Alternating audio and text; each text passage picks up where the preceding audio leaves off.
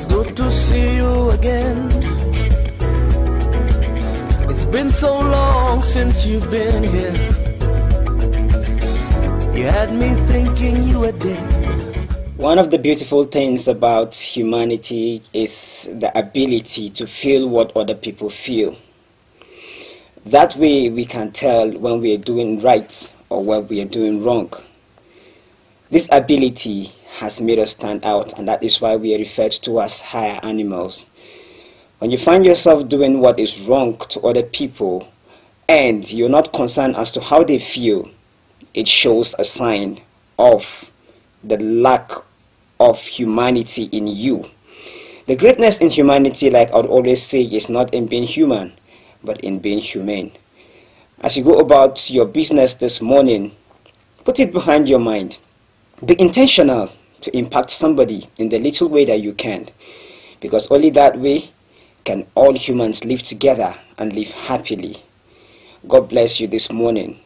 It is a beautiful morning here in the studio with a beautiful weather of about 23 degrees Celsius. A cold weather at that.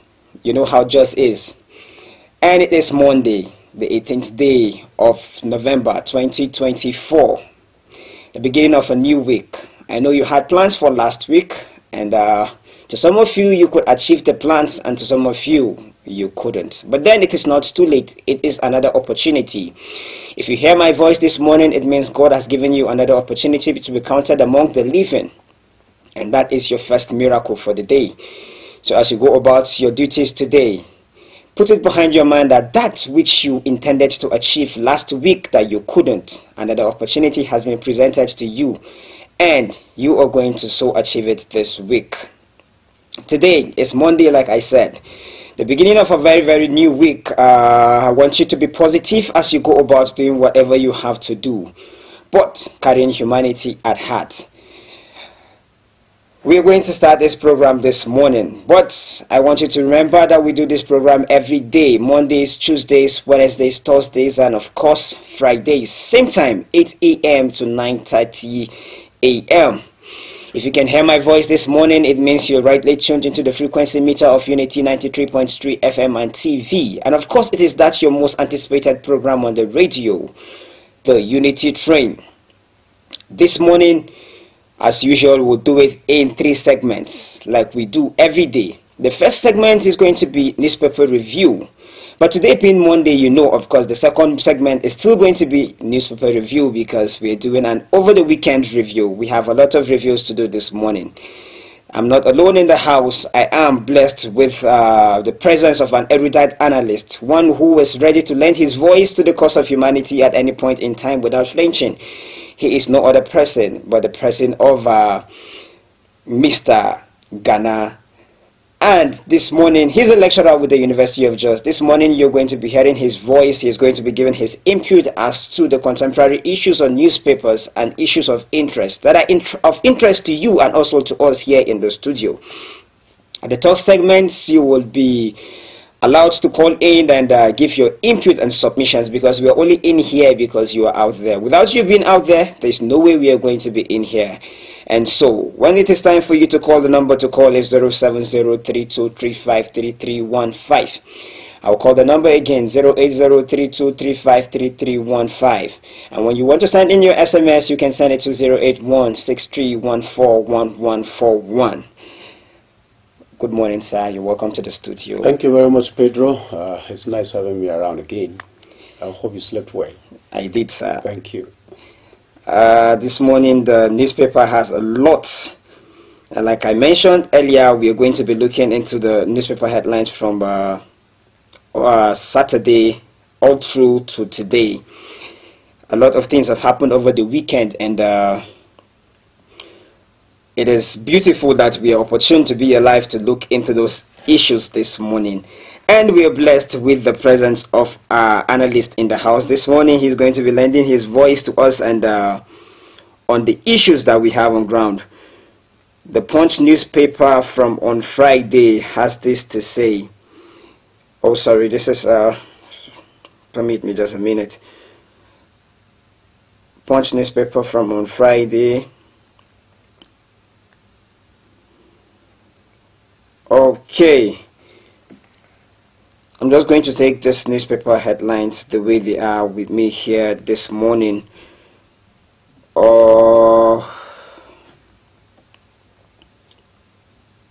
Okay, let me start from this, the Telegraph on Friday.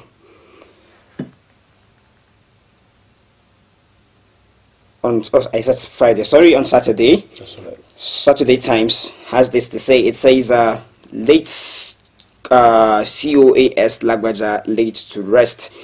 We know that we lost a very great technocrat and a great military personnel in the person of Chief of Army Staff, General Lagbaja. Yeah, General Lagbaja. True. Just a few days ago, and he was laid to rest, I think, on Saturday. That's right. So this is what the newspaper is trying to say here. Yeah. It's unfortunate that we had that. This happens to be like the third Chief of Army Staff that we're losing in active service. on True. active service. True. Very, very unfortunate. True. In continuation, this one's the same. Saturday Times has this to say. It says our prayer made God stop Naira from falling to 10,000 per dollar. That is Pastor Adeboye. We are waiting for death. 6 million diabetic patients lament high cost of treatment. It's very, very unfortunate. No months as Senator Ifeanyi Ubah set for burial November 23rd. How my South African partner duped me of 3.5 million in Kenya, Ben Bruce. I am not scared of defecting to APC, Wiki. We have been expecting that for a very, very long time. In fact, a lot of people have been saying Wiki is no longer in PDP. Of course. And today he is saying he's not afraid of defecting. Maybe he is giving us a message indirectly that he is planning to defect very, very soon. Because there's that possibility. If you look at Wiki, a lot of things that Wiki does in recent times, it's more like Wiki is no longer in PDP. It's been like, you know, they said his body has been in the PDP, but his spirit, his soul has been in the APC. The moment he condescended, you know, to accepting that appointment to be minister. Minister of Abuja, Tinubu is a smart guy. Of course, yes. Tinubu is a highly experienced person.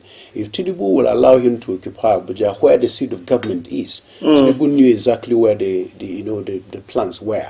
And of course, he played into that. And of course, you saw how rivers has been boiling to destabilize the place, so that when he now comes in, it will be easy for him to raise a structure. That's invariably what the plans are. But I think what is of key interest in what we have read to us on the plateau, since most of our listeners are from plateau, is that Lagbaja's demise and burial. You know, Lagbaja, as soon as he became Chief of Army Staff, the first point of call was coming to Mangu. I remember. He was appointed, he came to Mangu.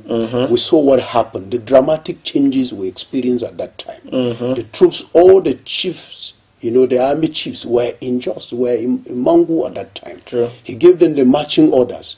And within the few weeks, we saw tranquility returning back to Mangu. So to us on the plateau, we think we have not seen it like that before. Since the crisis started on the plateau, you know, this unwarranted attacks everywhere. But the moment he came, it was a big signal. The man gave the marching orders. He came there with a chopper and landed there and gave the directives and ensured that it was, you know, carried out appropriately. So this to us, the death of Lagbaja, is a big blow. Of course, he is the third, like you mentioned, to have died in office. But his own makes so much, you know, gave us pain because of the things he was doing. If you watch Plateau for the past 1 year since he came, there has been, you know, it has been pockets, you know, there are isolated cases of attacks. Unlike before, when they would come and operate for 3 hours, like they did in the Miango area some time ago. They came there and for 3 hours, these bandits were operating freely. Nobody came, nothing happened, there was no arrest whatsoever. Until a whole community that houses more than 4,000 people, everybody flee. All the homes most homes, about 90% of the homes were razed. And then, of course, people were killed. And no arrest was made. when Lagbaja came, he made it clear that, look, it's not business as usual. Of course, yeah. So we pray that the man who has succeeded him also, exhibit the same level of passion and desire to bring a change so that our security can be improved. This country, I tell you, if we have enough food to eat and people are freely going to their farms to produce enough food for us to eat, we won't mind the inflation. No, there are a lot of issues in Nigeria we won't bother about. What we need key, and it's constitutional, that indeed the first right that we have is the right to our security. We need to be alive, so we need government to protect us, and that's the job of the government, to protect the people. So we're encouraging that, whoever succeeds, in fact, whoever ascends to power, whether as a military officer, whether as an elected representative, whether as an executive, what we need is to keep us alive, leave us alive until our time comes. Don't allow other people to come and live life out of us. It does not make sense. We will descend to a state of anomy that we are not looking forward to. Thank you so much for that beautiful input.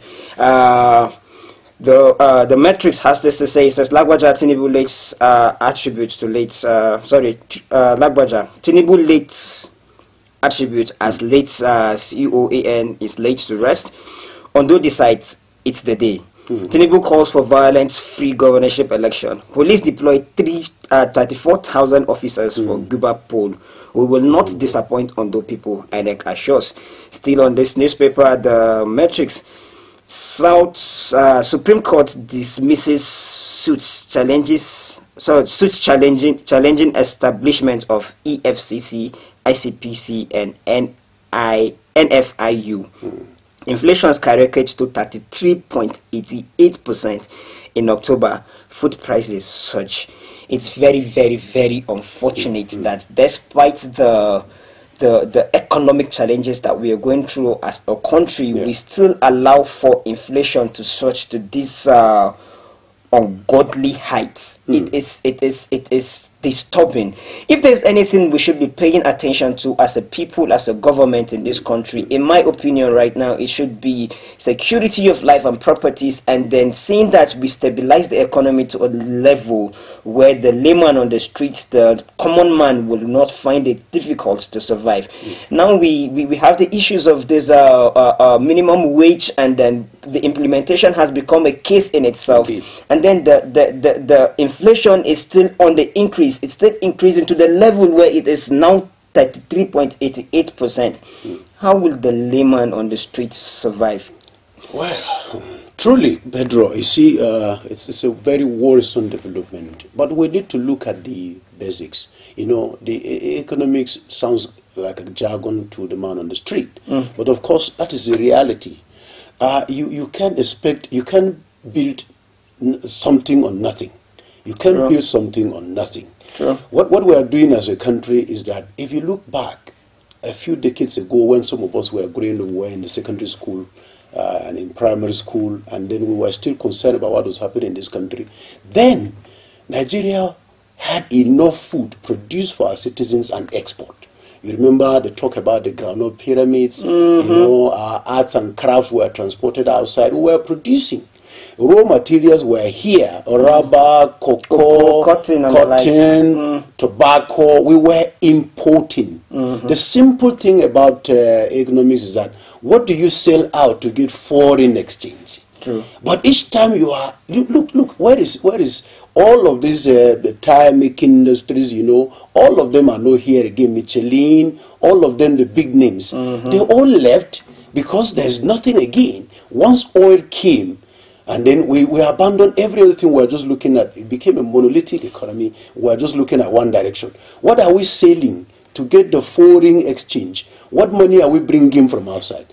Even the food we need to eat here, we can't produce enough ourselves because every day bandits are chasing men out of their home, farmers out of their farms. So if you don't produce, you are constrained. With this minimum wage thing, if you look at it, even the fuel that we're crying, we're saying, well, 1,000 and something, for a liter of fuel. If you look at with the level of inflation, it's the same thing. Nothing has changed. The same, the value of that 200 naira is the same thing, is the value of 1,000 naira now. So while we're still running around in circles, even if you place the minimum wage at 200,000, it will not solve the problem of Nigeria until we diversify truly, and then we allow people to produce. We allow the small cottage industries to produce, such that we have our local needs. Look, even within your house, you and your wife and your children, the moment you have enough food in your house, you care less about how much you walk out of the house with in your pocket. You don't care about how much money you have in the bank. You have the average means of survival. The physiological needs of men must be made before any other extravagance. So when you have food, you have a shelter, you have a roof over your head, you have some clothes to wear, and then you are healthy. You care little about any other thing. But we're talking about the primary things that should keep you and give you dignity as a human being. That you are walking out of the house in the morning and you're asking your family, what are you going to eat in the afternoon when I'm away? You're probably asking. These days, men walk out of the house behaving as, they don't even want to hear their wives ask them, Daddy, we don't have anything to eat in the afternoon. The moment this country has self-sufficiency, I told people in one forum, I said, travel between here, between Bauchi and Gombe, look at landmass. Landmass, vast, arable land that nobody is cultivating. Your eyes, you strain your eyes, you can't see the end. Very true. And it's like that all through the north. True. And we are not farming. How can we, if you are not self-sufficient in terms of the common food you can eat, then you are already a doomed country. Countries that are doing well are those who can feed their citizens. But in Nigeria, you don't even know the number of people who are here. Talk less of harming, knowing what food quality can take care of them. You don't even have the agri things we're seeing. We're having, men on the field are teaching farmers what to do. The agro officers agree of seeing them in our villages. They are no longer there. No longer there. And people can't ordinarily go to their farms. Why would inflation be high? If in fact we are surpassing the 35% target, I tell you, if we are going currently the way we are going. We are already at 33.88. Where is 35? Where is 35? We're actually there already. Unfortunately, when we have countries in Africa, in North Africa here, we have countries like Morocco that are fighting to be part of West African states because they believe there is a market here. Indeed. They produce so much that they can't consume. Now they are looking for where to even sell these products. And here in Nigeria, we cannot even produce for our own consumption. How then do we determine, like you rightly said, we cannot determine our foreign exchange because it is the seller that determines how much the buyer buys, not the buyer that determines the price he buys. It's very, very unfortunate. Very. I have something that captures my interest here on the Sun newspapers. It says Tinubu calls for free polls as voters elect Governor Kayatarwa. My question is, was this election really free and fair, from judging from all indicators and all? Well. Because the sale of vote buying and sale and everything was very, very transparent. Everybody saw it, even on medias, on TV. It was clear that people were selling their votes. So how was it free and fair? Well, why wouldn't people sell their votes when you are hungry? And you know that this man won't come back again until after 4 years. True. So, and you have an opportunity to sell your vote. This is how terrible, this is how we are descending so quickly. Let me tell you, my brother, the truth about it is that they went into this contest. It was already glaring. It was clear that somebody was going to win, and the person was not different from the sitting governor. For the past 10 months, you could see that what Kayatarwa has been doing was to just preparing himself for the next 4 years in office. True. And unfortunately, the PDP, like one man, made it, added some fun to it. He said, well, they should change the banner of the PDP in some areas to maybe a canopy. We saw them, only preparing to reject result. They were not actually fully on ground, but even the vote buying was on both sides. It was there, it's in the social media, it's in the mainstream media. Everybody perfected plans to buy votes. Probably because this APC is in government, they had much more money at their disposal to buy much more votes. They were the highest bidders. Yeah. So of course we saw it happening, and you saw with the early lead on Saturday, when that election started within 2 hours, it was already glaring that the APC had an edge over the PDP. Very sure. So, but to say that one is pushing in this country for a free and fair election, I think is a joke taken too far, because the structure their political structure as currently is we're skewing, we're moving towards a one-party system. You will see that wherever elections are going to take place now, the APC won't allow anybody to win. The APC also has succeeded in planting people even within the opposition that are working for the APC not for the opposition parties. Very true. So if you look at Ondo, there are key people that already were in the kitty of the APC. So whatever it is that was happening there, they were also, working towards having Ayedatiwa coming back. You saw the alignments and the realignments that took place, in the run-up to the election. You had some big wigs in the PDP who were nocturnally having meetings, Nicodemously with the PDP. So where were we going? And of course, you would believe that there was already a very solid structure that would support this man. If you look at the zone that late Aketi came from, you could see they quickly adopted and said, well, we are working with Ayedatiwa. See, politics is about some lot of tax and your ability to now, stamp your presence much more. So it was already glaring to me. I was not expecting any other person. Ajayi was, yes, he did well as an individual, as a politician, he did well, but we saw that election going the way of the sitting governor. I saw it coming. But this has become a norm in the Nigerian political landscape. That during the PDP, when the PDP were predominantly in office, most of elections, you could tell that the PDPs are going to emerge victorious. And then now it's happening with APC. Do you think it has something to do with the INEC not truly being independent?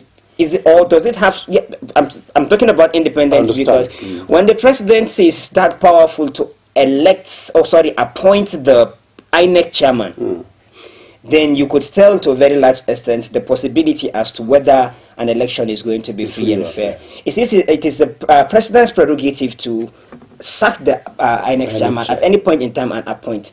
That is going to serve as a form of fear to whoever is the INEC chairman. So do you think it has something to do with the Independent National Electoral Commission not being independent in itself? Sir, we have spoken about this before. The structure, the way Nigeria is structured to not to give us anything surprising. We are not expecting anything new. The president of the country appoints the INEC chairman. There's no process that is independent like you have in the judiciary, where the Judicial Council comes now elect a chief justice or a justice of any other high court or any court, as the case may be.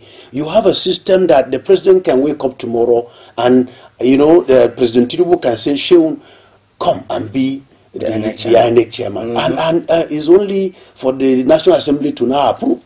And if you have an INEC that's going to conduct an election that the president leads his own party at the campaign, what is he telling you? I appointed you, Pedro, to be INEC chairman. And then you are organizing the election, and I go there and I stand on the podium and said, elect my party.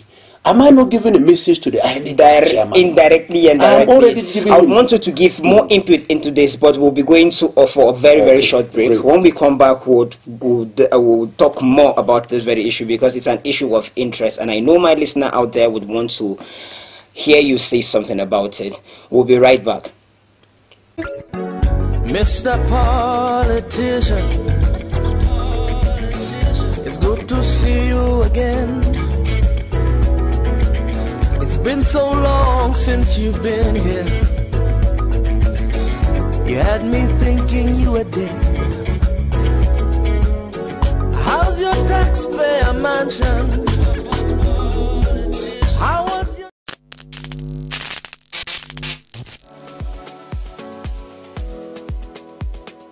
Are you bored and need some company? Get a TV experience like no other on Unity TV. We are turning up the hits with captivating TV shows, electrifying political programs, music, movies,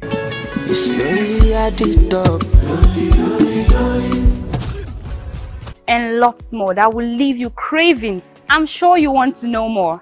Tune in to Unity TV today and let the excitement take over.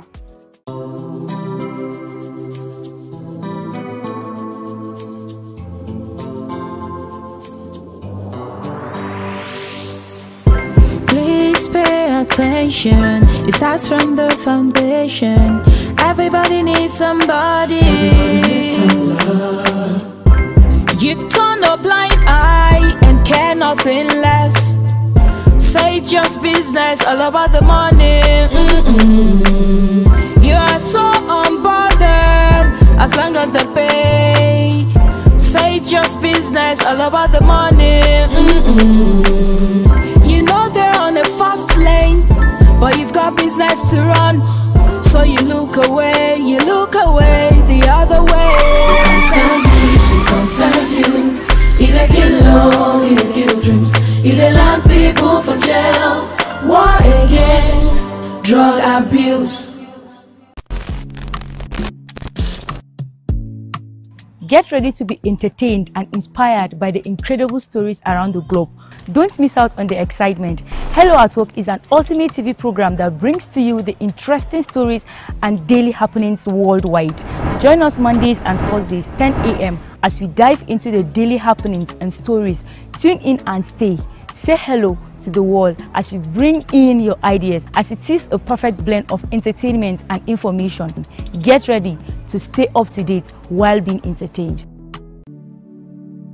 I was the head boy in my primary school, senior prefect and best graduating student in my secondary school, but drug abuse almost ruined my life. I was on an average of 2 grams of cocaine per day. I was taking 8 ampoules of pentazosine daily. European shisha, cocaine. I became a user, a dealer and a gangster. I saw other users drowning. I knew I didn't want to be like them, but I was already trapped. My family disowned me. My employment was terminated. I sold my car, sold my house. I'll go out well-dressed and return shoeless, shirtless in exchange for drugs. I was seeing things that were not real, and I once stabbed myself because I felt something crawling under my skin. I contacted NDLEA and started therapy. I spent 3 months in therapy. I spent 8 months. It's easy to relapse, but your mind has to be stronger than the cravings. Drugs does not love you. You are not the one using drugs.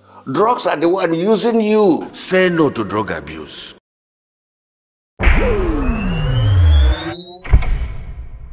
Unity. Unity TV. Mr. Politician, it's good to see you again. It's been so long. Welcome back from that short break.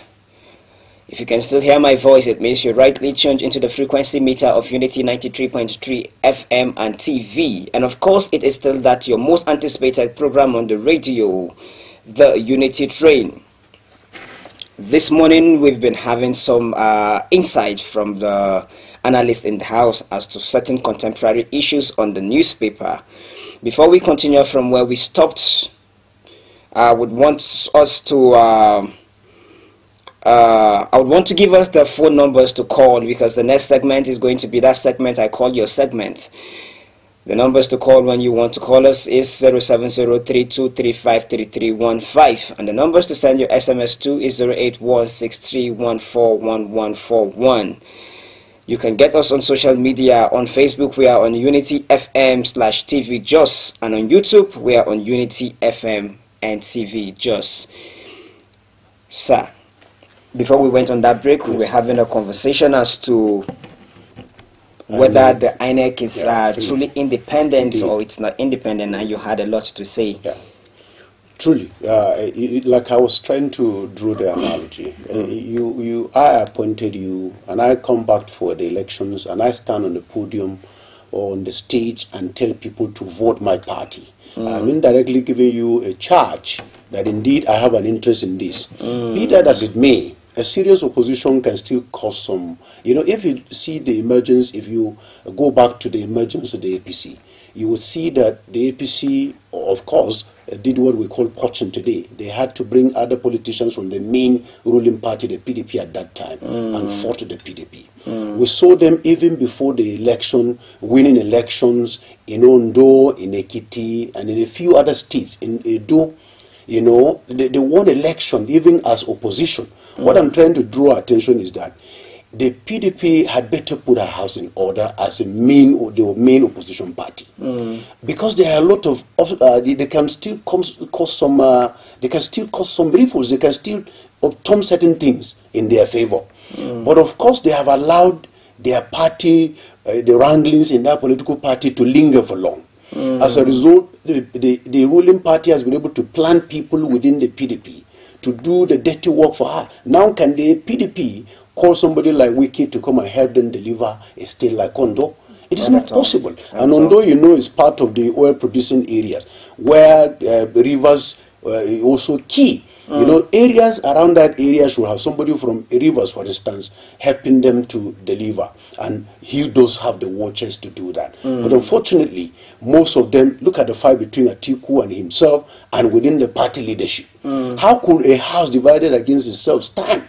So how can the PDP, as currently constituted, win an election in any of the states that we had the elections in the past, the few past months? So it's going to be very difficult to put that house in order. Otherwise, the APC will keep planning moves within them, and then they will keep losing the elections that we have around. And it's very unfortunate that the beauty of opposition is not felt in this administration. The PDP have been mum. They've been quiet for as long as I can remember. A lot of things are going wrong, and then just the way it was during the PDP administration, where you hear the APC, the likes of Adam Oshomole, the current president, and other people going on the street making noise and then trying to educate the people as to the oppose certain policies. You don't hear anything of such current. There are a lot of most there. It's very from Damagum, all of them, they are not working for the PDP. I tell you. It seems like they've forgotten their primary functions as our opposition. If they have, they keep milking their feet fat. So why would they be worried? As long as their bills are paid, what do you expect from them? So if you have this kind of people, you know, hear what Wiki is saying, that is not afraid of moving to the APC. What's he telling you invariably? We are talking about a key opposition figure here, telling you with careless abandon that I am not. Which means he has not been there, by the way. You know, from the abundance of their heart, speaking them out. True. So the truth about it is that Atiku, what impact will he make alone in there? And of course, if the party structure is not in his hands, he doesn't care whether they get it, because if they don't get it, he stands stronger. They will now say, well, he has the magic wand. That's the thing, the political, I mean, the psychological part of this, what politicians are doing. Allow them to feel, then they will look for me. True. So oftentimes, because of these wranglings, they now, you know, they take their legs off the pedal, off the throttle, so that they fail. And then they will now say, well, we still have the Messiah there. Why don't we bring him in to take charge of the party? So oftentimes they do this deliberately. It's very unfortunate that the PDP still has Wiki positioned, strategically positioned in that party. He holds the aces. It's very unfortunate, and that is a very wrong move to move, in my opinion. Democracy is muzzled, where it is in prison, it's in chains.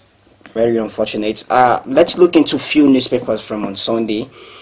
This one says more young women now. Sorry, this is the Tribune on Sunday. It says more young women now suffering from breast cancer.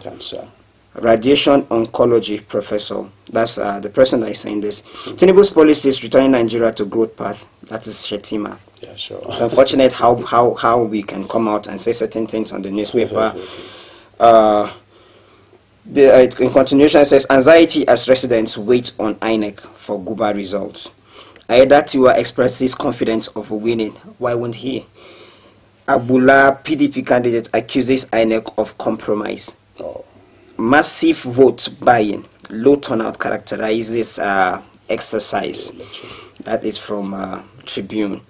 And then the Vanguard has this to say, on the election, APC's Aidatiwa leads PDP candidate.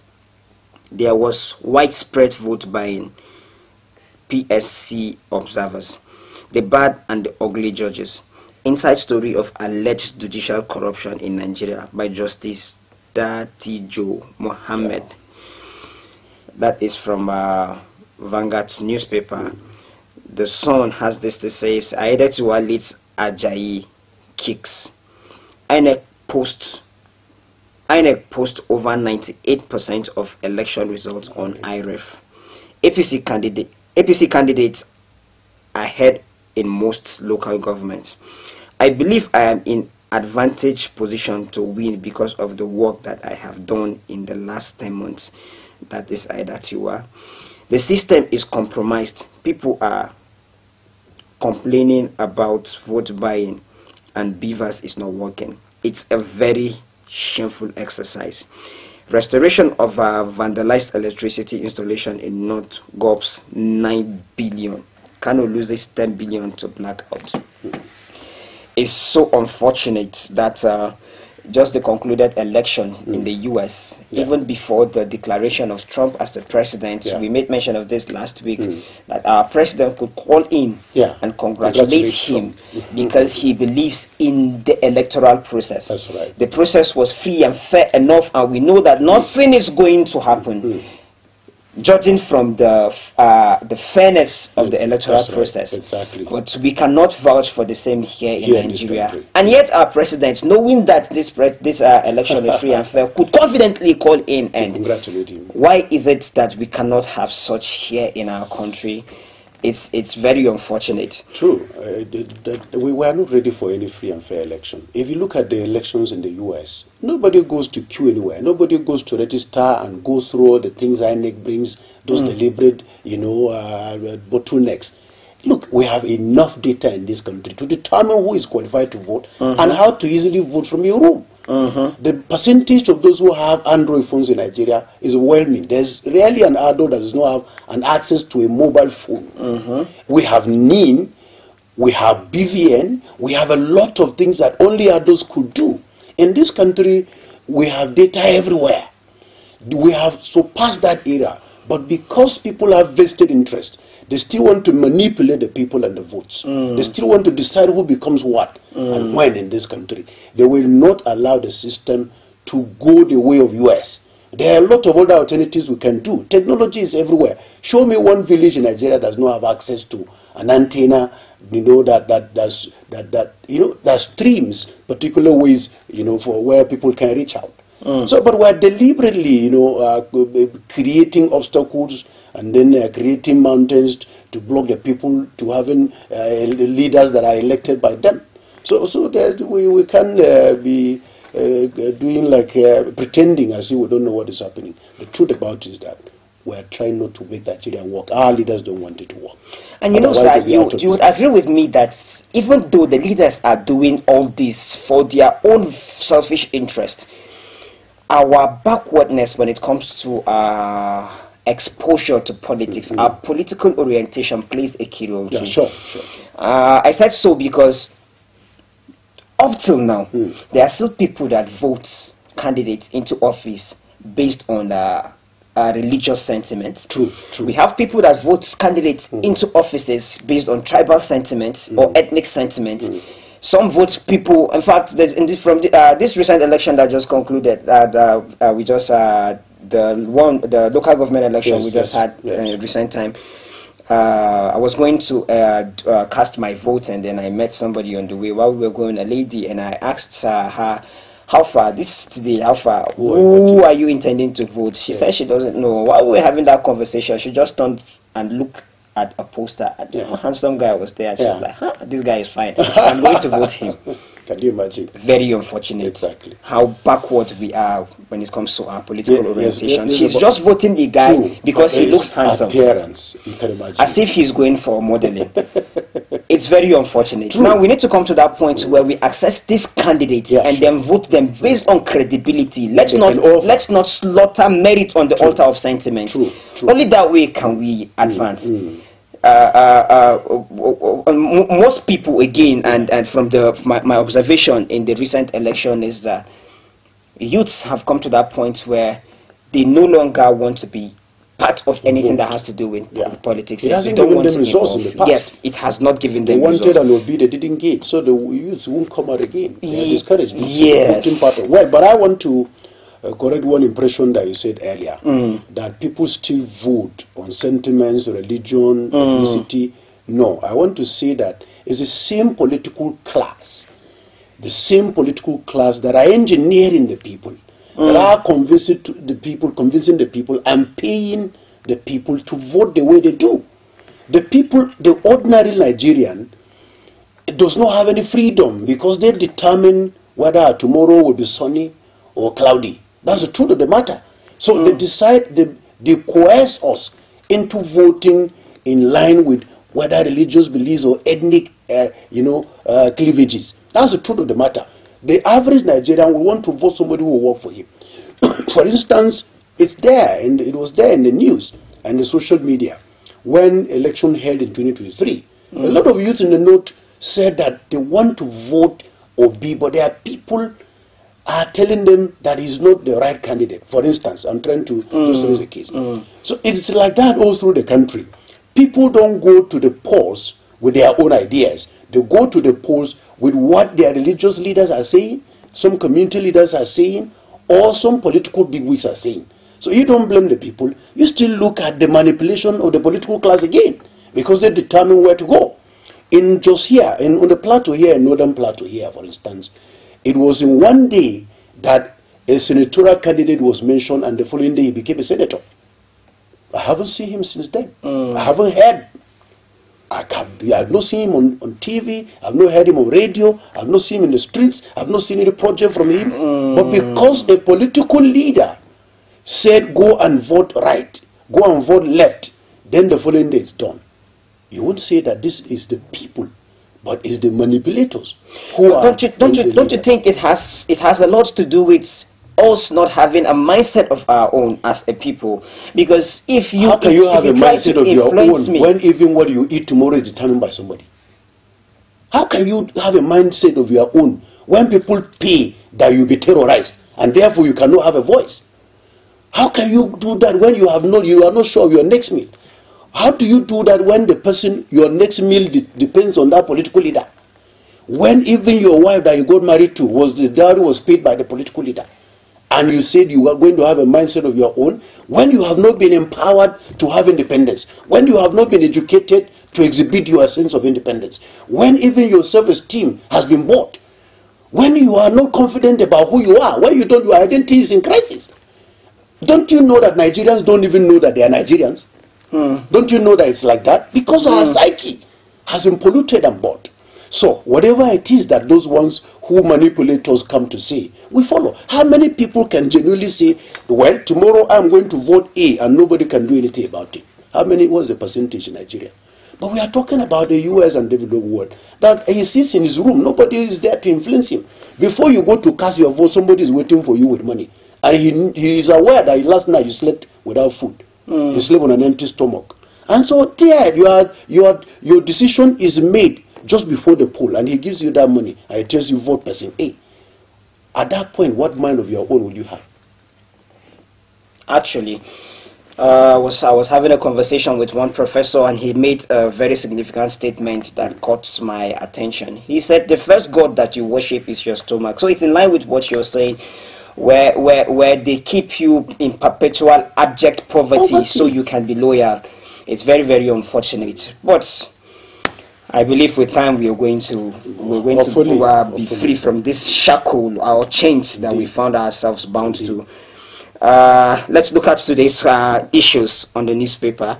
The Matrix has this to say. It says Obasanjo demands reform of INEC electoral system. You see, just what we spoke about this morning. As if we know this paper is carrying this. It says canvassing shorter tenure for INEC officials, more rigorous vetting process.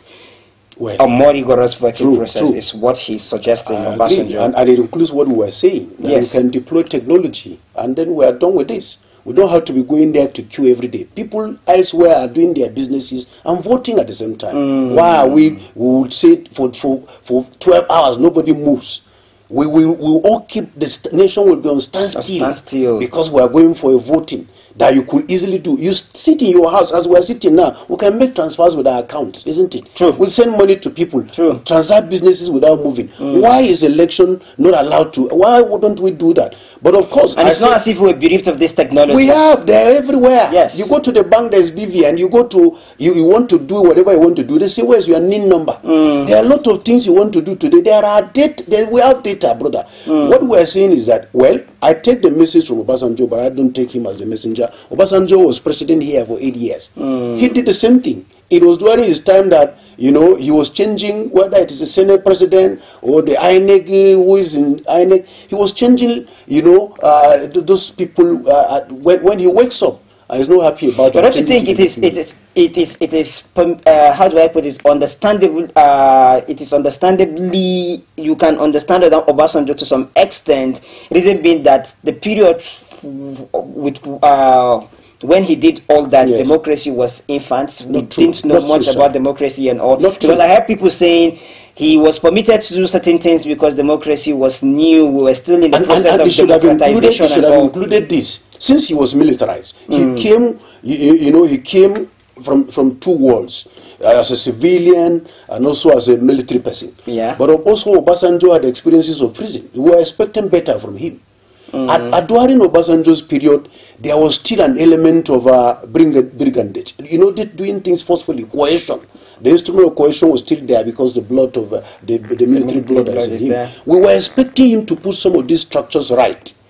But what he's saying is not out of place. Of course, it's glaring that we need some certain stringent measures in the emergence and tenure of who superintends over the affairs of INEC. But I think he should have set the ball rolling at that time because he had more freedom, more latitude to operate the way he wanted. When Obasanjo was like a civilian dictator. He was there as yes, of course. During his tenure, he could do anything, anytime. If he doesn't like your face the following day, he removes you. A lot were permitted, actually. Exactly. Yeah. So what we're saying is that if he hindsight, if he had this in mind, he would have also helped us at that time. He was still stronger. But we're not saying we're throwing the message away. True, we need some reforms in, those who oversee our electioneering processes in this country. There should be a process of emergence that is different. Somebody, we're look at the periods we have had. Democracy has stayed for so long here that we cannot be giving excuses that we're experimenting. Well, my brother, this is 25 years of democracy. Even a child that was born 1999 should have been married. A female child should have been married already. Another headline here that caught my fancy is says Kwankwaso accuses Tinubu of trying to colonize North, meddling in Kano's affair. I heard a lot of people saying policies that the president is making is not in favor of the North and all. Do you think it is that way?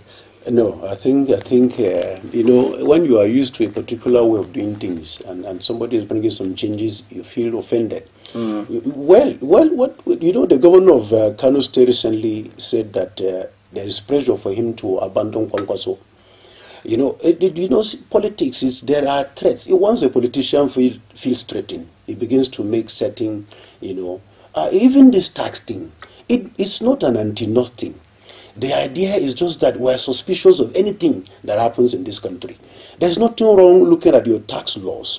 Most of those tax laws, not all of them are adverse. Some of them are for our good. This is the only country that almost everything freely goes. What we're saying is, do we have a border? What is our transaction? What are our engagements with our neighbors around the North?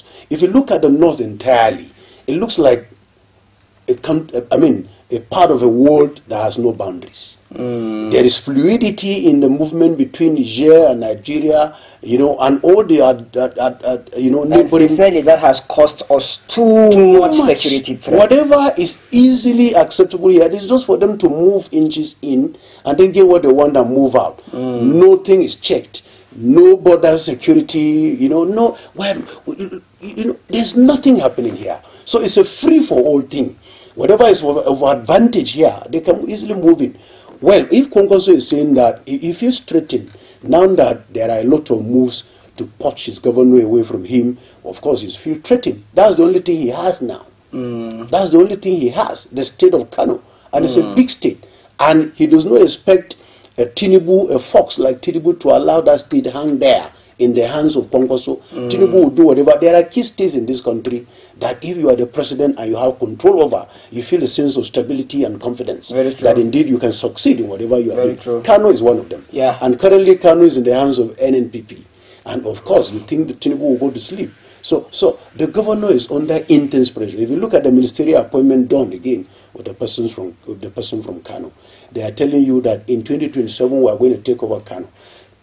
It's a genuine concern that Kwankwaso has, because he's afraid, the existential concern that the state may be taken away from him eventually. So he has to come out and say this. But by and large, you could see that if care is not taken by 2027, we'll have a one-state party. You said something that's in line with what I was trying to say with regards colonizing the north and then keeping the north at a disadvantage, as the northern leaders would claim. Speaking about the tax reforms and all, this tax reform, what's your take on it? Because the tax reform is, if you look at it, I did my little analysis from yesterday night while I was going through the reform and all. I saw that to a very large extent it's going to put basically the south at an advantage and the north at a disadvantage, considering the fact that that reform is looking at the VAT in itself. Looking at the angle of the VAT in itself, production and consumption. Now the VAT is a tax that is taken from the consumers, not and then these consumers are spread across the country.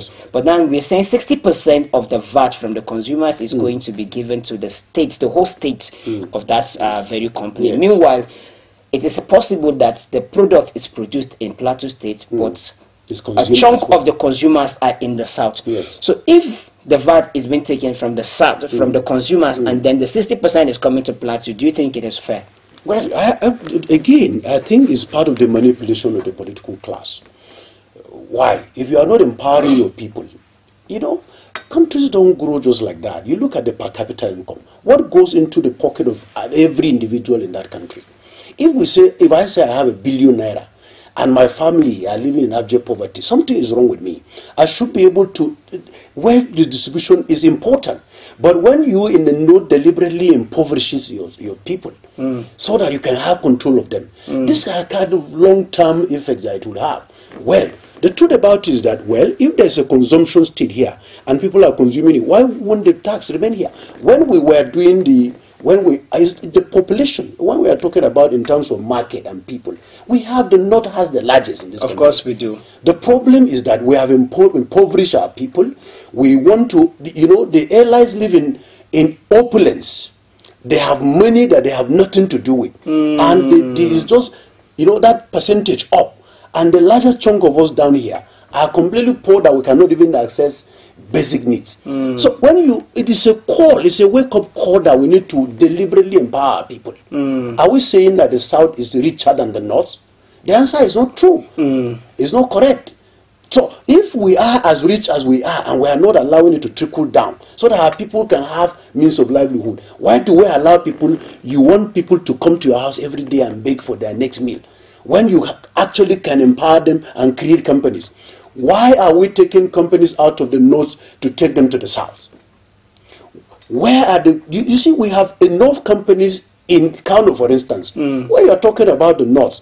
The entirety of production companies companies that will produce. When I was growing up, when I worked briefly in Kano, we have so many companies in Kano. So many companies in Kano. The case is not the same today because the north has positioned herself with is bedeviled with too much insecurity and other stuff. That's so every company, is just normal for companies to relocate to a place where they have more stable. Why is insecurity not in Kano? All the times that insecurity attempted to raise its head in Kano were checked. If you remember, the Metasine era, it took a very few months. Kano stood against it. You want to come here where we have companies who are doing well and economically we are vibrant next to Lagos? You can't bring this Metasine thing and confuse the north. They stood against it and fought it. Why is Borno? Why are the people? Are you saying the people who are doing insurgency in Borno are no Borno people? Yeah. And you think they don't know them and know their families? What about Kasina, Sokoto, and others? They know these people, my dear brother. They know them. We know their families, where they come from. Even the Lakwaras they were talking about now. People know how they came. The other day, the clergyman was relaying the way it happened right from the beginning. I read it. But, sir, what I'm saying is that we have deliberately allowed these things to happen for political reasons. They are also part of it. What we are saying now is that this is a clear signal that we need to put our house together in the north. We have allowed certain small issues to bring division amongst us. Before now, Buhari, his cook, till date, except if he has changed recently, is a bureau man from here on the plateau. His cook is a bureau man. Until Bishop Ganaka, Archbishop Ganaka died, his driver, personal driver, is a Muslim. Was a Muslim all through that period. I don't know whether he's still alive. What we are saying is that there was a time in this country, Sardana will give his car to carry one of the, the minority Christians to go to church. We were looking at ourselves as the same north. What has happened? What has happened? So when we bring these small issues, they divide us, and therefore we do not have a rallying point. Long is that there was a time in this country that when the north coughs, the country catches cold. Very true. And that is how it should be. But unfortunately, we have allowed a lot of anomalies to take over the north, and then today we are complaining. If this reform is put in place, trust me, the north is going to be at a serious disadvantage, because we have over time made certain mistakes that this reform is calling our attention to. We'll be going on a very short break, and we'll be back. Keep your fingers crossed, as the next segment is going to be your segment. Mr. Politician, it's good to see you again. It's been so long since you've been here. You had me thinking you were dead. How's your taxpayer mansion? How was your...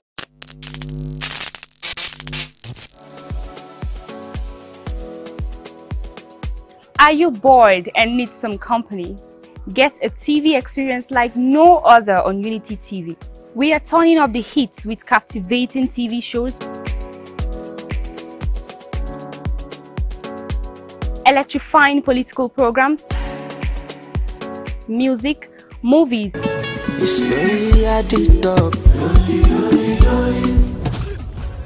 and lots more that will leave you craving. I'm sure you want to know more. Tune into Unity TV today and let the excitement take over.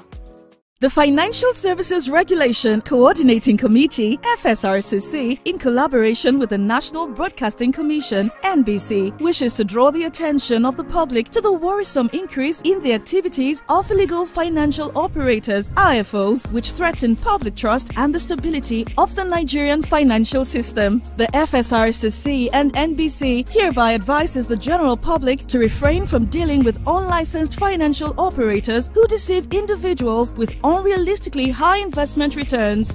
Make sure to verify the licensing status of such companies and schemes on this website. To report any suspicions of illicit financial activities, call 0700 225 5226, 0800 225 5226, or +234 817 665 6273. Let's work together to uphold the integrity of Nigeria's financial system.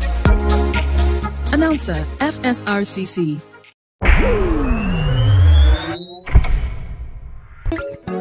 Mr. Politician, it's good to see you again. It's been so long since you've been here. You had me thinking you were dead. Back from that very short break. Before we went on that break, we were having an in-depth conversation as to certain issues that concerns the Nigeria's political landscape, and lecturer in the house, had a lot to say. If you're just joining us, you're still tuned into Unity 93.3 FM and TV, and of course it is your most anticipated political and socio-economic program on the radio, the Unity Train. This segment is that segment that I call your segment. It is the segment that you can call in and give your input as to what are the contemporary issues that we have discussed in the house and other issues that you find of interest. Is it something that has to do with your community that you want to put out there? Is it something that you've had in mind that you want the appropriate authority to listen to? This is a channel for you and an opportunity for you to do just that. If you want to call, you can call 07032353315, and numbers to send your SMS to is 08163141141. Before your call starts coming in, I have a text message here. It says, good morning, good morning, Pedro and the guests in the house, Barrister Zaruma, Prof, and the contributors. Isn't there a problem regarding the COAS's debt? 3 gone. We are still battling with dwindling economy. We can see registration of masses going on. What's it all about? Palliative, or is it about renewed hope? Government must engage in farming and use our youths for that. Please, Mr. Lawal Giwa from Sabon Pegi. That was Mr. Lawal Giwa from Sabon Pegi. I have my first caller in the house. Good morning. Hello? Good morning. Hello? Yeah, good morning. Can you hear me? What? Good morning.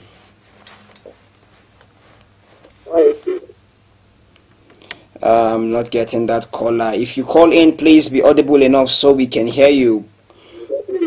Yeah, good morning. Good morning. Good morning. Your name and where you're calling from? Oh, Honorable Jude, good morning, sir. Honestly speaking, new things are doing in this country, more especially in the side of our nation, conducting our election. Every year, the same thing is happening.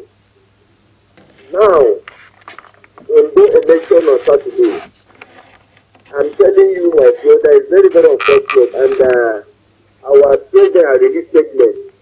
If you are not satisfied, go to court. My brother, in America, about 2 weeks ago, there was an election in America. If Biden tells Harris to go to court, if you're not satisfied, it's $1 million question. My brother, I don't know whether you can answer me this question this morning. You understand? Yeah, I can hear you. If the sitting president, if you are not satisfied, go to court because you are fighting, you are the one that won. You understand? Let me tell you, my brother, advice that I'm giving this morning is that if all the INEC officials, when they utilize the whole system of INEC, if you want to get it right, not when like a APC are in power, they will bring somebody to help the INEC. In that issue, they will be manipulating the result of the election. I'm telling you, let Mahmoud and all the INEC officials go. I'm telling you, if not, we can never get it right. And this is where we will continue going. People are telling me that they may change the narrative. Most of my friends in 2027 with this INEC vote and his staff in that office. I'm telling you, everybody listening to me this morning. As far as we are suffering, and President Tinubu is here, and he's the one that are appointing all the INEC officials, Tinubu will still be the president of Nigeria to 2031. I'm telling you, unless a serious thing is done in the INEC officials, honestly speaking, we are not doing good to the masses. Good morning. Good morning. Thank you for that input. God bless you. Good morning. Good morning, my friend. Good morning, sir. Are you with me? Yeah, I'm with you, sir. Good morning. Thank you. I'm Musa Aike Kalu calling from Faringada. Musa Aike Kalu, your voice no go lost. Thank you. See, my people, when we talk about systematic failure, we will be thinking it's a joke. In as far as we are talking about democracy, government of the people, by the people, and for the people, the question me and you should be asking ourselves, do we really own this system? How are me and you participating, recognized in terms of democracy in this part of the world? You see, when you allow an individual to be stronger than an institution, that's the whole thing we are talking about. That is how we continue going on in. You see, you talk about the independence, and don't forget, he who pays the piper, he takes the tune. Today, those people who are starting with responsibility of conducting election in our various institutions, you see them realigning themselves either with governor or with president. You that you said you are an independent body, what concerns you with any president or any governor? These are what we are talking about. And most of all these political parties, do they have any ideology? All the things we are talking about the electoral body, even them within the party, in their own primary election in the party, these are the same thing they are doing. They don't allow their legitimate members to do whatever they want. You see, the issue of terrorism, they still bring it into that primary. That is the same thing that is still happening in the secondary election. Whether we like it or not, in as far as the election is concerned, if we don't get our electoral body right, democracy we are yet that. That is just my name. We make sure that my vote and your vote count, and the right person that has been elected goes in there. Thank you. Thank you, Mr. Aike Kalu, for that beautiful input you just gave. Good morning. Very good morning. Good morning. Your name and where you're calling from, sir? Thank you very much. This is the voice of the voiceless of the Plateau, Great Comrade Gadon, Antipa Solomon. I'm calling from HAJARKU. Okay, Comrade Gadon, good morning. God bless you, the presenter. Where Kulbi has been? Kulbi is fine. He's around. That's very good. Thank you very much. You see, my brother, when we talk of democracy, Nigeria is not really a democratic country, as far as I'm concerned. Any element of democracy in this country. He was discussing the problem, challenges PDP, since the opposition party are facing today, the crisis rocking the party. It's not even just a factor, but the lackadaisical attitude of national assembly members of the PDP members at the national level. Have you seen them complaining about the lackadaisical approach of the governor of the day? Not at all. Themselves, even the governors in the PDP, have you seen them complaining about the lackadaisical approach of the president or of the federal government? Not at all. You know, it's a very clear indication that these politicians have united themselves against the chief lobbying citizen of the country. They take it to the moon. It's expected that PDP be the most strongest opposition party. It is expected that we would have learned that complaining, even the governors, and there's no calling national assembly. It kept quiet because the president has shown that he has sponsored them, has paid them to keep quiet. And they kept quiet when they were soliciting for our support. They came around, there is no any remote areas that they didn't enter. Can you see these people back to those remote areas? We have less politicians in this country. I'm telling you, sorry for my word, but they have put us to the wood that will continue to speak like that. You could you imagine National Assembly that was elected, follow us to our houses. When they came, they treat as if that they have never stepped on the ground. Nigerians, whenever there is election in the United States of America, they will send multiple observers. And nothing they are practicing is to come and develop Nigeria. What kind of a democracy? Let me tell you, President, Nigeria, as far as I'm concerned, is not a democratic country. You have the policy of democracy. All elections are contested in the court. If you go to the court, most of the governors, they keep their position in the court, and the Supreme Court or Appeal Court. The justice system has failed. Going back to the INEC, even as far as Mr. President continues to appoint INEC chairman, we cannot get democracy right in this country. We must change the system of bringing INEC baby, because they are no longer independent. If you go back to the justice, they are no longer independent. What is democracy?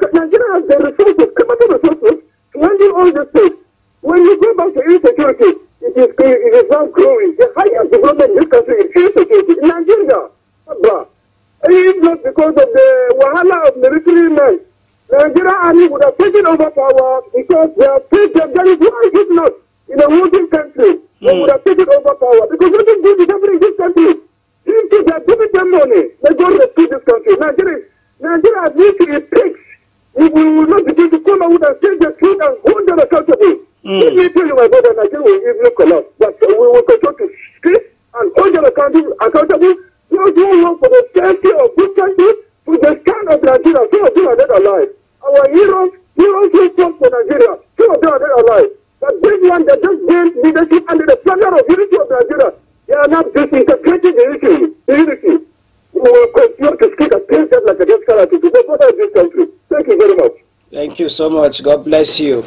It's unfortunate that we sing the national anthem and we say the labor of our heroes past shall not be in vain. But all pointers are pointing at their labors failing completely because we don't do anything to keep ensure that it doesn't fail. Good morning. Good morning. Good morning. Good morning. Good morning, sir. Can you hear me? Yeah, I can hear you, sir. Thank you. This is Benedict from Canada. Good morning, Mr. Benedict. Yes, I want to first of all appreciate you for unbiased analysis this morning and for also many critical political issues of this country, Nigeria. I want to congratulate the governor-elect of this state,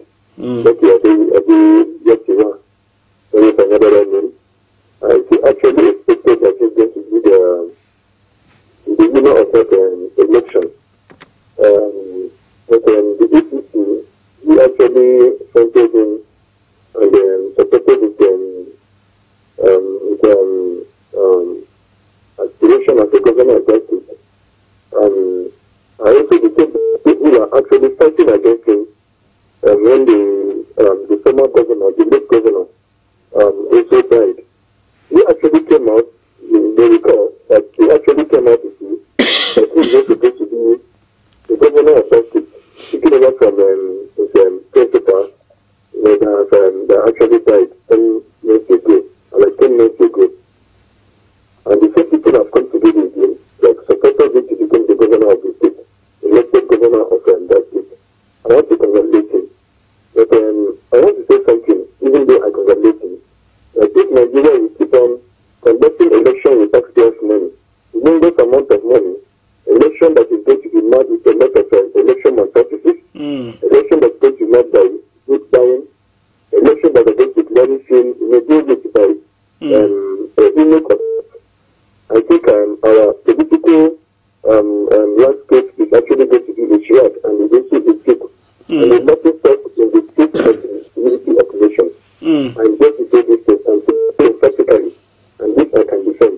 If the election is being conducted with taxpayers' money, anything is given at Naira.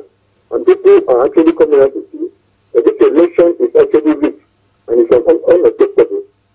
The next day, the opposition parties will be able to the court. And if you go to the court, nothing is actually going to come out of it. It is actually very, very painful. And it is also showing that Nigeria is not actually practicing democracy. The winner takes it all. The ruling party will always win election in any state. I think it's very, very sad. Sometimes people actually make this statement and say, as I begin to round up, you say that the APC and the PDP are the same. I just look at this listen to them and I laugh at them. They don't really understand what APC is. What APC actually stands for. They don't know what the ideology of the APC. In this country, in this Nigeria, there is a certain person, a former leader of this country, a president with a high repute, president for excellence. In the person of in a blessed memory, said that the situation, the circumstances, the person that brought him into being the president of this country is actually untrusted. It is something that can always actually go into any international best practices.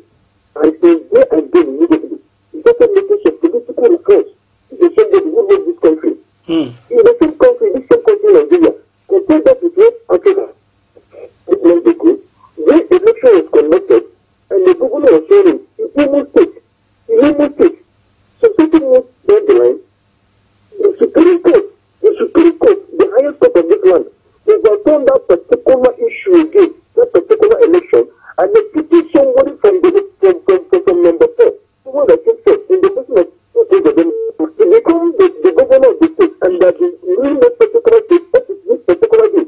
Please, can you suppose that somebody came that is going to make the power, is something that cannot be transferred, cannot be taken your time, and another person again, another president again under the ACC, picking somebody from number 4 to come and become the governor of the state.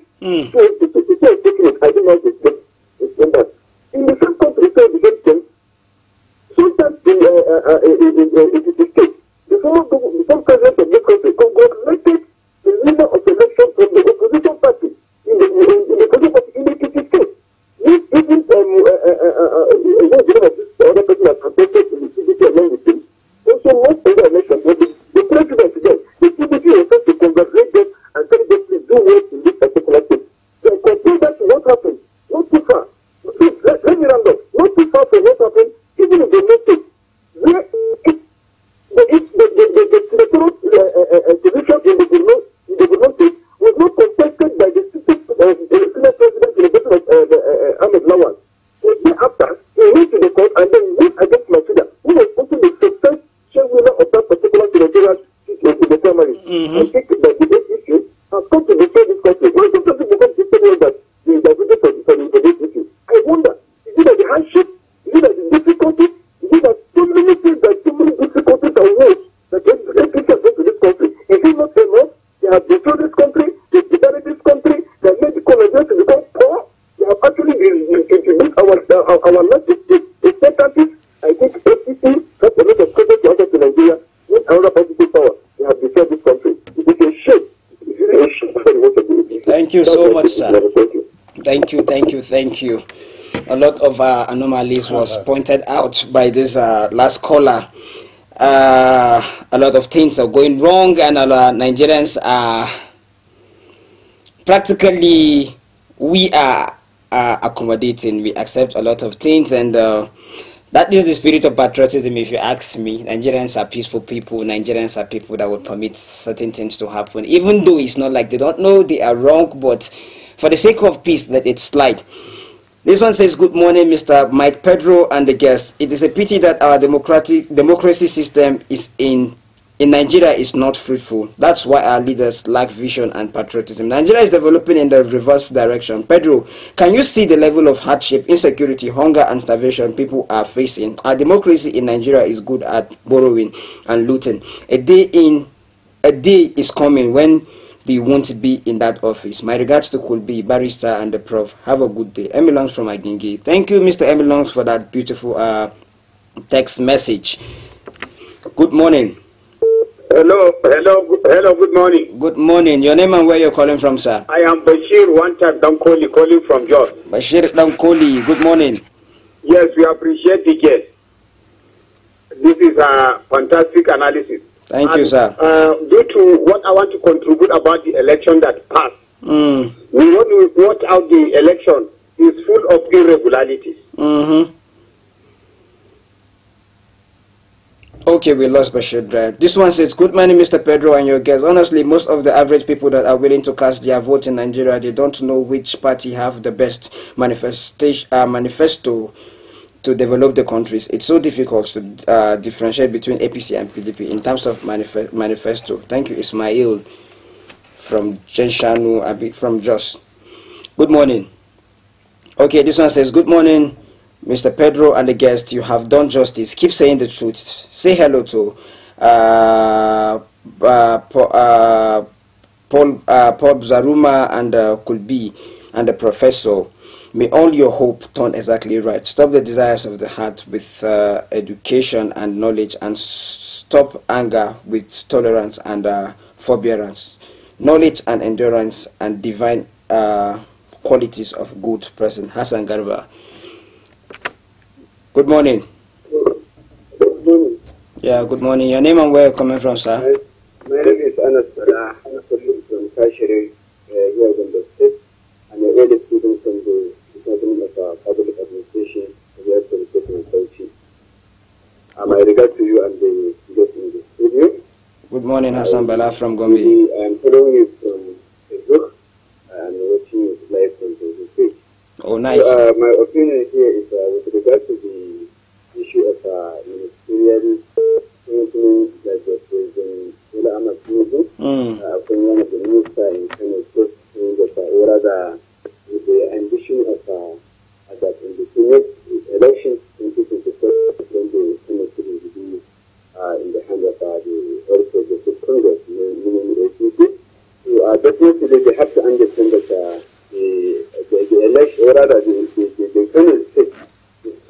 different from the rest of the state that is still there in the northern part of the country. Because of during the election, during the presidential election in 2023, we witnessed that the candidates were being elected their person, the Karabi Musa. So definitely, whenever they are ambitious for someone to become the leader in their state, definitely I don't think that the intervention of the government will have to hamper the election of that will have to be announced in the state. So definitely make them not to consider this. Let them just appoint the minister over his conscience and integrity to do something in the country, not to consider the political issues during the ministerial appointment. Lastly, with regard to the issue of insecurity that is still hampering the northern part of the country, I will make another society that is recently now whatsoever.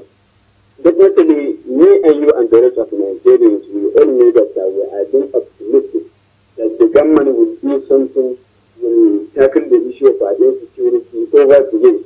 So definitely now is the time that the people will start thinking how to defend themselves. Because we witness that during the subject of Boko Haram in the state, we witness that the people that is in that local government definitely they are starting taking Gora and dealing with this insecurity perpetrators. So definitely now is the time that the people will start thinking on how to defend themselves. So we are optimistic in government. Chimbimba says that in 1804, saying that whenever the government refuses to do their own, refuses to implement its advantage or rather its function to the government, then the people will be aside and also the government will be aside. There is no any subordination that the government will. Thank you so much, sir. So definitely we are advising the government to do something with regard to the issue of insecurity and tackling it. Thank and you also so much. from the part of the public, let them do something to defend themselves. Whenever the people will no longer defend themselves, I don't think this government will do something to defend themselves. Thank you so much, sir. We have one of the lecturers from the Department of Political Science, the person of Dr. Badu, a former lecturer, and also now currently a lecturer from the International University of South Africa, saying that there is no any Thank you so much, sir. We lost that one.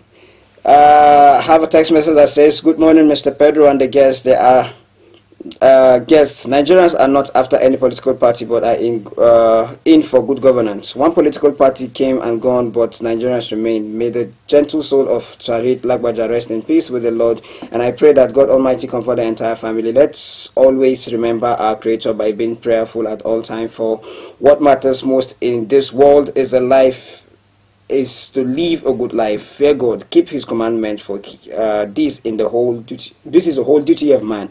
May the labor of our heroes past not be in vain. God bless Nigerians. I do with me from Bauchi Road. Unfortunately, I will not be able to pick more calls because we are out of time. So sorry.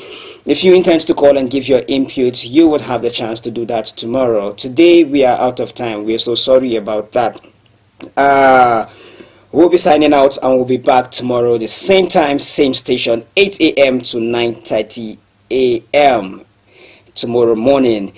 I would want to say thank you to the men behind that are behind the success of this very program this morning, in the person of Engineer Samsu Kabir and Lawal GSM. You guys are doing tremendously well. We appreciate you for all that you have been doing over time. Thank you and God bless you. Sir, you want to say? Yeah, thank you very much, Pedro, for the opportunity to be here. Well, Nigerians, let's keep hope alive. We can't throw away this country. We can't run away anywhere. Whatever it is, let us all be here to change it. But as for the concerns we have raised concerning INEC and others, well, if you fire them, you are going to appoint other Nigerians again. Until the process of the emergence changes, we can't expect miracles to happen. By and large, we'll keep the conversation on, and I'm sure someday soon we'll be able to get our rhythm and get it right, and then our country will move forward. My name is John Gospel Ghana. Thank you for the opportunity to be here. Thank you so much, sir. You're welcome, and thank you for the beautiful insight and input that you have given on this program this morning. We really do appreciate. By God's grace, we are going to meet here, same time, same stations tomorrow, being Tuesday, the 19th day of November 2024. God bless you, and do have a very, very fantastic day ahead. Mr. Politician, it's good to see you again. It's been so long since you've been here. You had me thinking you were dead. How's your taxpayer mansion?